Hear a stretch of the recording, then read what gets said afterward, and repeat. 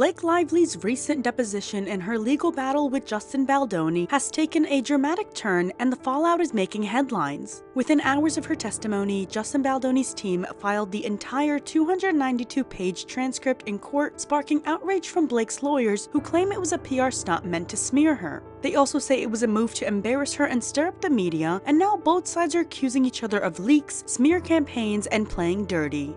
Here's what went down and why things are getting even messier, with reports of Blake trying to sue or scare other content creators that are not taking her side.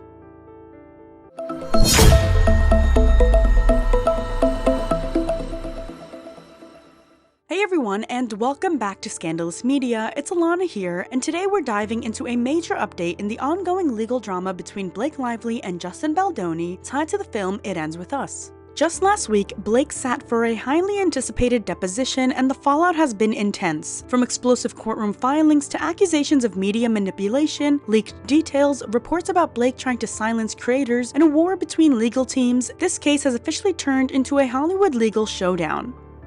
We've covered much of this legal battle already, so if you want the full story and all the twists leading up to this point, be sure to check out our previous videos on Blake and Justin. Before we get started, make sure to give this video a like and subscribe for more, follow us on our social media accounts, and to update you guys, we have a new Instagram account called The Scandalous Media, so go make sure to follow us on there, and as always, tell us your thoughts down below in the comments section. Before we get into the chaos with Blake Lively and Justin Baldoni, let's fix your messy wallet and your packing game first. That's where Exter, the sponsor of today's video, comes in. They've sent me a few of their latest products, and honestly, I've been loving them. First up, the Wallet Pro in Mint and Lilac. This isn't your old bulky wallet or worn out card holder like mine. It's slimmer, sleeker, and smarter.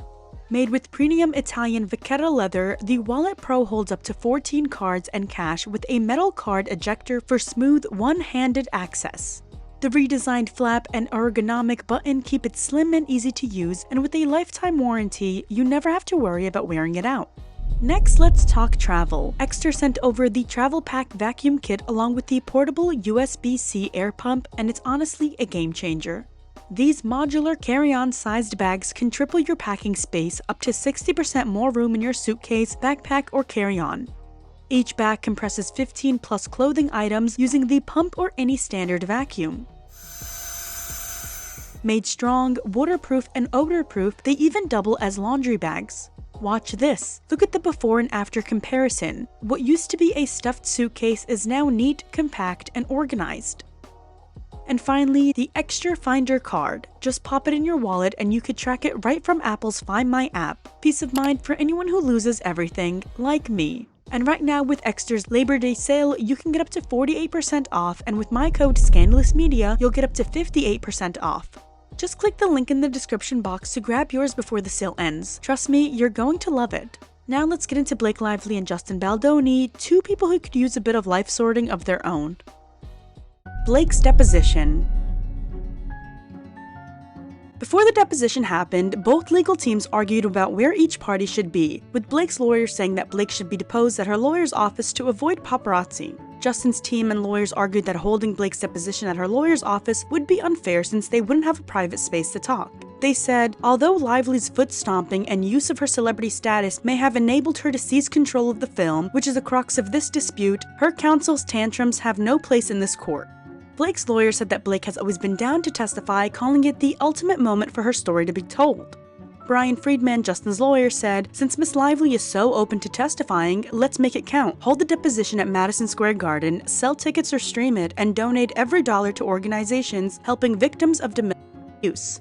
Since day one, Justin's lawyers have been on Blake's throat about her alleging that essay took place on set, and have always called out her behavior that is media and PR savvy. They're also mocking the claim that Blake cares so much about DV since the way she promoted the movie was laughable. On top of the promo being silly, she was also promoting her alcohol brand and was naming drinks after the characters. It was tasteless considering that in most DV cases, almost 50% of the time, alcohol is involved. So the comment about holding the deposition live at Madison Square Garden was pretty funny. The judge, however, did side with Blake and granted her a deposition on her own turf in her lawyer's office. But to Blake's surprise, there was a guest star appearance at her deposition, and it was none other than Justin Baldoni, making this their first in-person meeting since the lawsuit began.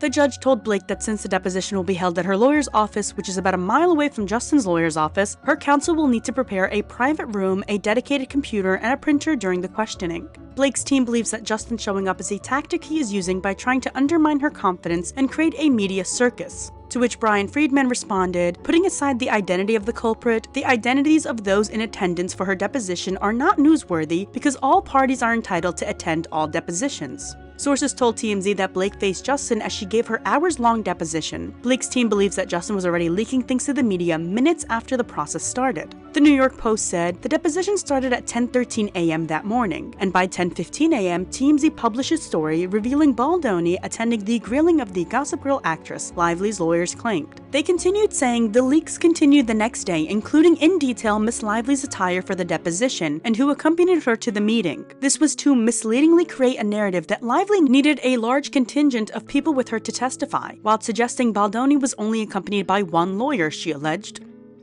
People magazine said, the reality, they added in the filing, was that the Gossip Girl alum testified across the table from Mr. Baldoni, Jamie Heath, Steve Sarowitz, Melissa Nathan, and Jennifer Abel, all of whom attended this deposition in person, as well as 8 attorneys representing the Wayfarer and Wallace parties, 2 of whom questioned her. According to the Daily Mail, Blake was with her older half-sister Robin and Ryan Reynolds when she walked into the building wearing black jeans and a jacket and a light blue cardigan. The two weren't in the room with her when she was under oath during the day-long session that her 8 lawyers also attended. Justin was also accompanied by all his lawyers. Blake's lawyers say that a day after the deposition, Justin's team posted the 292-page rough draft of the transcript under seal for 1 week. If Blake's team doesn't file a request to keep it sealed permanently, it could be made public. But we already know Blake's team is not trying to get all those details out to the public and was on it filing a motion to keep it private.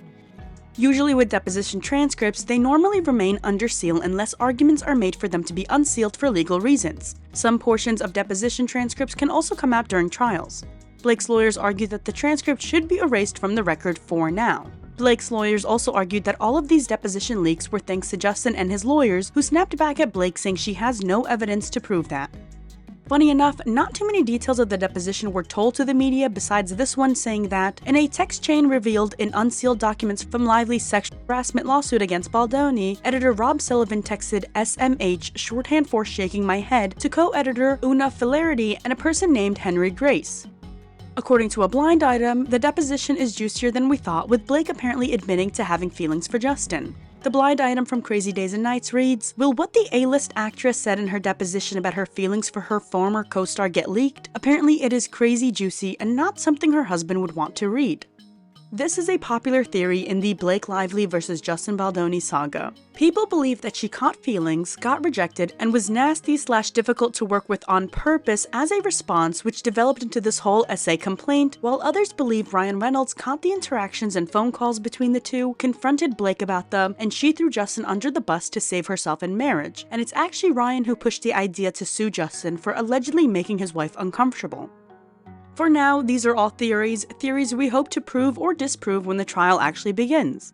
Justin and Blake's trial is set for March 2026, and you know we will be updating you all on everything that will go down, but for now the juicy details remain sealed, and it seems like Blake is doing her best to keep all details sealed, as reports of her trying to silence content creators are on the rise.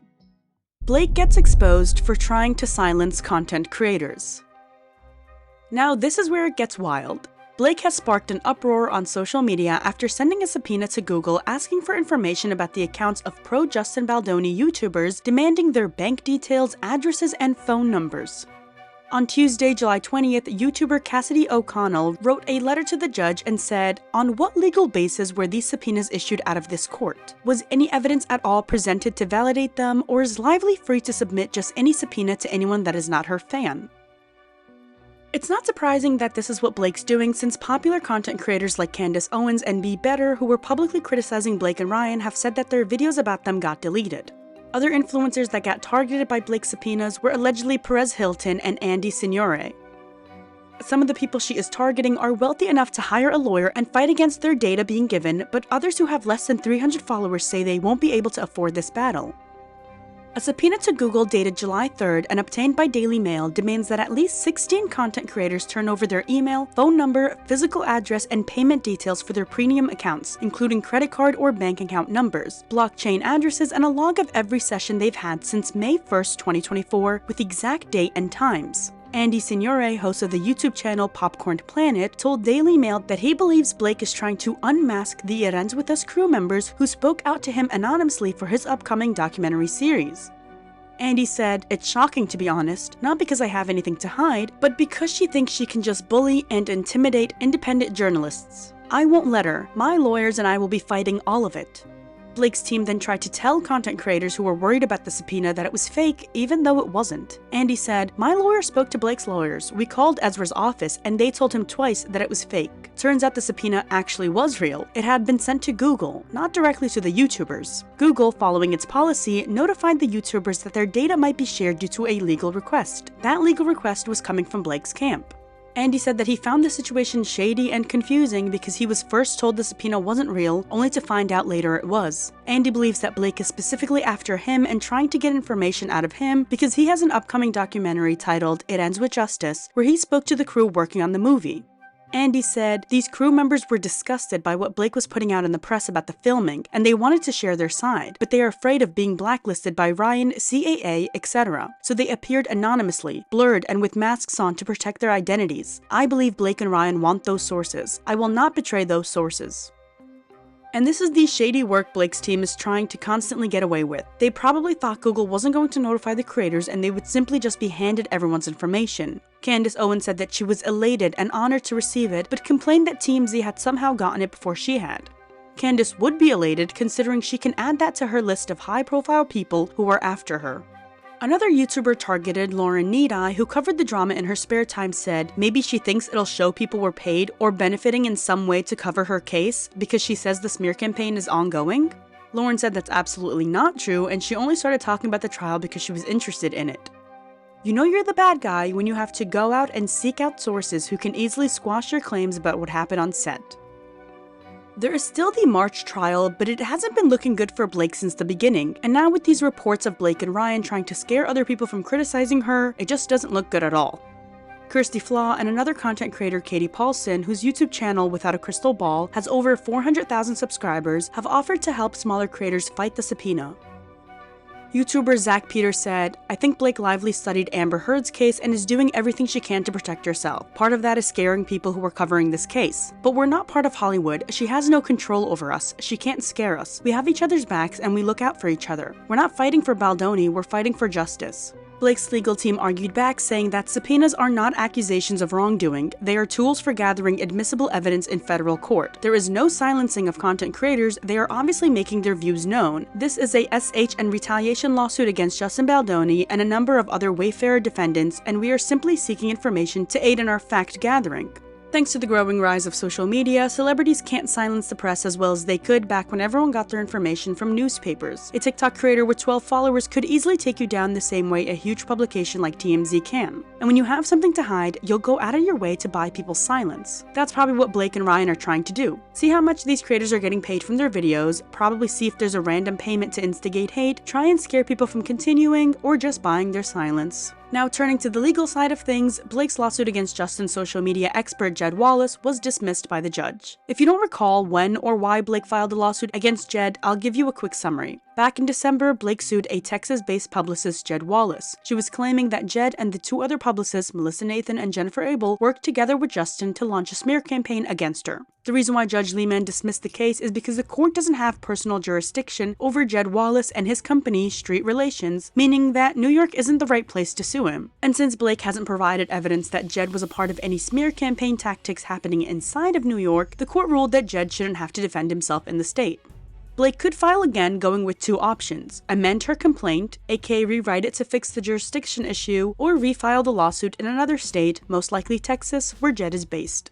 Blake's team responded back saying that she respects the court's rulings and that they are still going to try and hold Jed accountable, claiming that he was paid tens of thousands of dollars per month by Justin's team to carry out the campaign. Blake and Ryan seem determined to frame any criticism as part of an elaborate smear campaign, rather than just acknowledging a simpler truth: not everyone likes them. And this is a huge shock to them, since social media has always praised them, especially their funny and quirky behavior.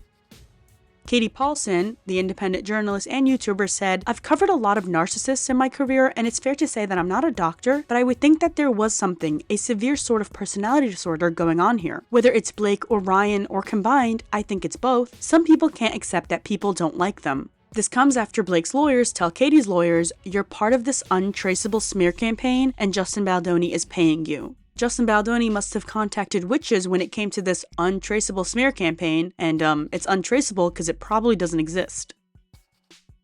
Do I think Justin was happy with the result of how the media and everyone treated Blake? If he's innocent, then yes. He's probably relieved that people could see through her behavior, that same behavior that she tried to use against him when she took over the movie. With that being said, do I think Justin and his publicist went out of their way to pay for these videos to be out?